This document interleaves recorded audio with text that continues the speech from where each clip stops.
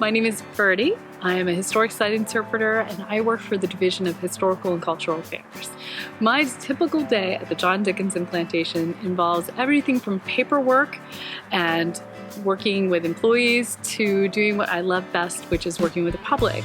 Here at the Dickinson, we do all types of different hands-on demonstrations, which include hearth cooking, candle dipping, smokehouse demonstrations, quill pen writing. So the great thing about my job is I not only get to work with the public and to also help supervise the staff, but we also get to do things that people have done throughout history.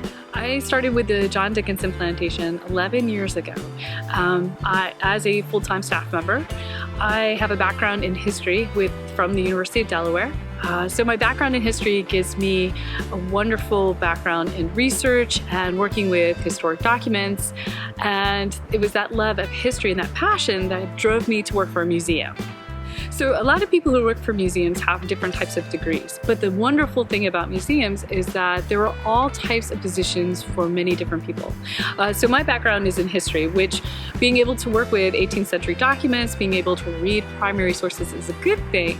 But that said, anyone who has love for history or a passion for history, or even likes working with old things, this is the perfect job for them. So my daily office duties might include working with Excel, looking at databases, transcribing documents, which you have to input them so that you take an 18th century document that perhaps no one can read except having that special skill set to be able to decipher what someone wrote from the 18th century and translating that onto a Word document so that our visitors can enjoy reading it. But also there's budgeting, making sure that we have enough casual seasonal hours for our staff, making sure that we have for all our different demonstrations, we do have to make sure that we have all our supplies for the year, including when you do hearth cooking that you have food supplies, if we're doing candle dipping that we have enough wax, and just making sure that we're prepared. The great thing about working for the State Museum System or working for a Division of Historical and Cultural Affairs is not only do you have a chance to work at a great site, but you have a chance to work at other sites as well.